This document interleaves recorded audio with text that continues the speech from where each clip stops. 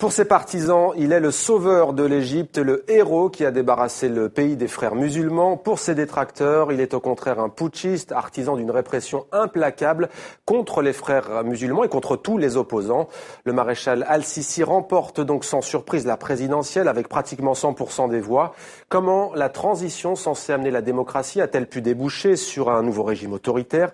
Question à laquelle nous allons tenter de répondre avec notre grand témoin, Mustapha Tossa. Bonsoir à vous, Mustapha Tossa. Merci d'être avec nous. Vous êtes journaliste, rédacteur en chef adjoint de la radio Monte Carlo Doualiya. Vous êtes donc rédacteur en chef adjoint. Avec nous également Slimane Zeguidour, que vous connaissez bien, qui est notre éditorialiste sur TV5 Monde. Avant de vous entendre tous les deux, je vous propose de revenir sur ces faits, donc sur le sacre annoncé de Sisi, image commentée par Pascal Vesset.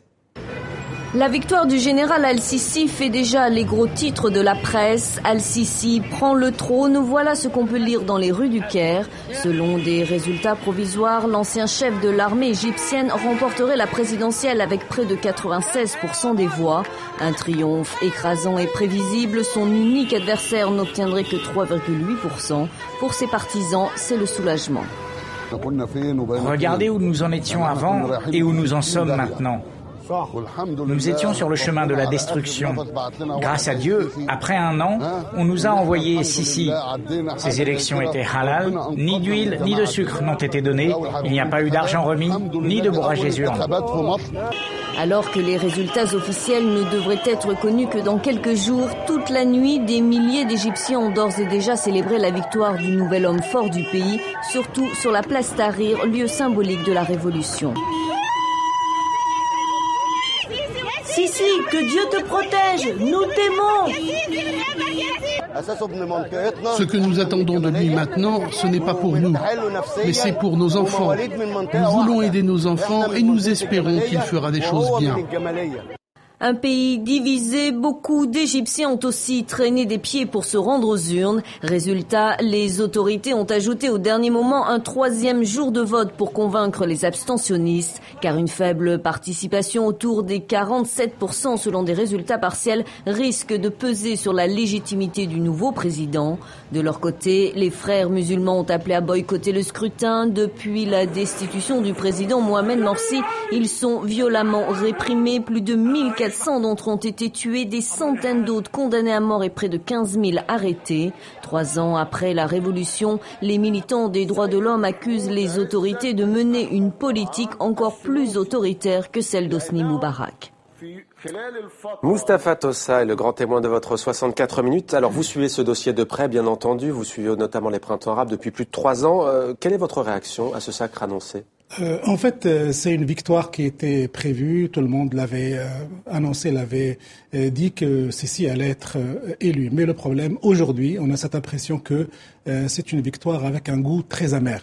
Parce que Abdel Fattah Sisi s'attendait à ce que le peuple égyptien descende dans les urnes pour lui donner sa confiance, pour relégitimer un petit peu sa prise de pouvoir. N'oublions jamais qu'il a déposé un président démocratiquement élu, qu'il a procédé presque par un coup d'État militaire et qu'il voulait utiliser ces élections pour dire, voilà, le peuple égyptien est avec moi, il m'a redonné sa confiance.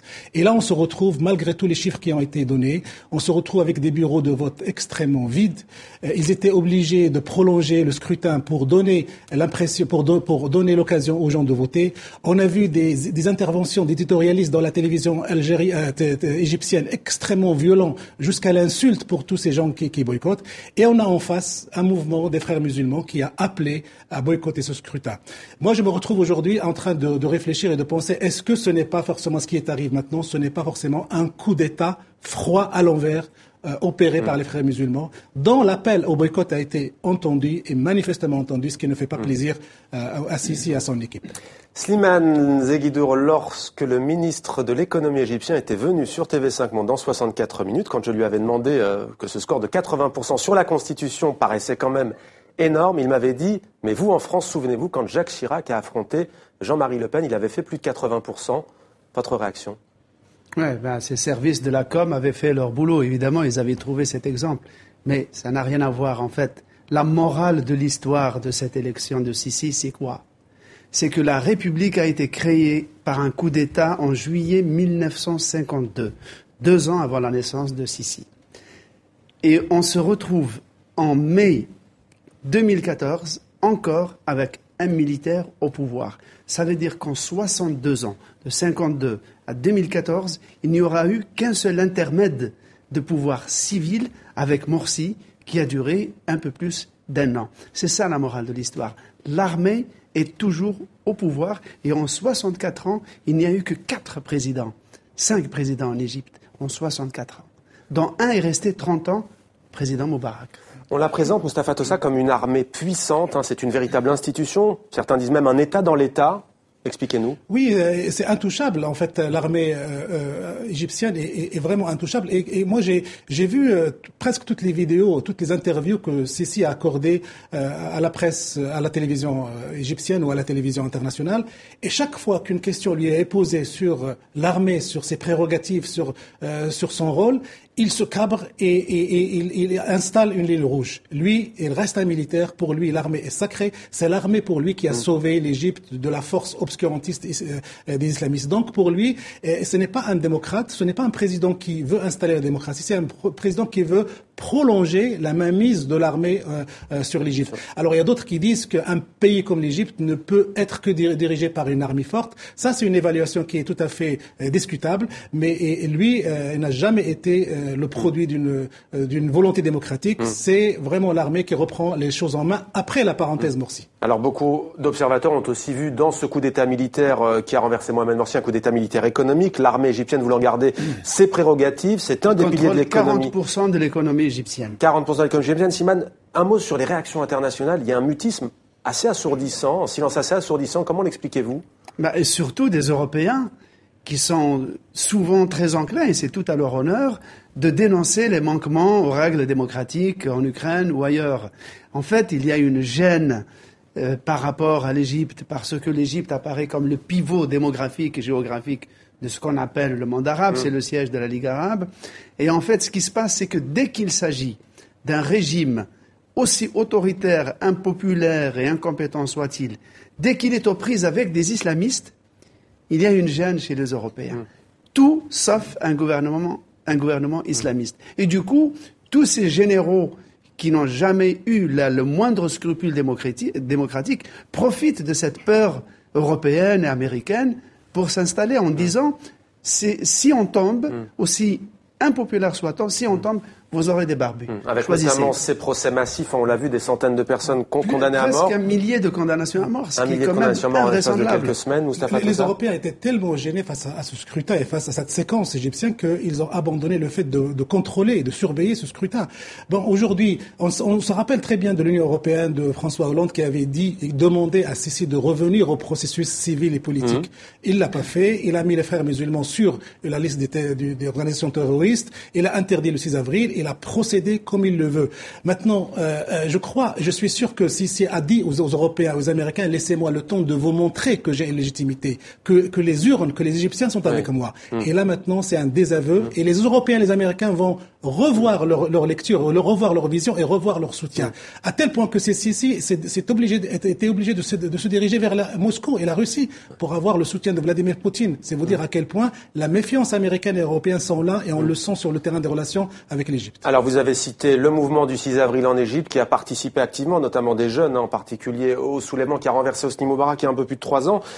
Slimane Zeguidour, qui est derrière, vous citiez la Russie, on cite aussi beaucoup l'Arabie Saoudite, l'Égypte serait sous perfusion économique et ne tiendrait pas sans l'Arabie Saoudite, est-ce vrai ? Oui, l'Arabie Saoudite et les Émirats, parce que les frères musulmans de Morsi étaient soutenus par le Qatar. La chute des frères musulmans et donc la marginalisation du Qatar a fait revenir au premier plan, à coup de chéquier, les Émirats et l'Arabie Saoudite qui effectivement mettent des milliards dans l'économie égyptienne pour la maintenir la tête hors de l'eau. Car l'Égypte, et c'est aussi une des deuxièmes leçons de l'histoire, c'est que l'Égypte est un pays en perdition. C'était un pays qui jusqu'aux années 70 donnait le la au monde arabe en termes académiques, universitaire, cinématographique, artistique, musical, théâtral, c'était le cœur battant du monde arabe. Aujourd'hui, l'Égypte ne produit plus rien. Vous êtes d'accord, Mustapha Tossa, l'Égypte n'est plus ce qu'elle était ? Elle n'est plus ce qu'elle était, à tel point qu'elle produit presque que de l'humour, du sarcasme. Je vous raconte une petite anecdote. Il y a un militaire qui se dit médecin militaire qui a qui a dit qu'il a inventé un remède contre le sida, un remède contre le sida et l'hépatite C, qui a fait pleurer de rire tout le monde. C'est pour vous dire à quel point l'Égypte aujourd'hui, sans parler de son rôle en Afrique, de son rôle dans les pays arabes, avec Sisi, depuis Morsi, de toute façon, l'Égypte a vu son rôle se rétrécir. Et donc, il y a un vrai questionnement sur son rôle, sur sa vision et sur tout ça. Est-ce que ce genre de simulacre d'élection va pouvoir remettre les Égyptiens sur le bon chemin? Ça, rien ne le laisse entendre, en fait. Mustapha Tossa, rédacteur en chef adjoint à Radio Monte-Carlo Doualiya. Merci à vous. Merci Slimane Zeguidour, éditorialiste à TV5 Monde. Merci à tous les deux.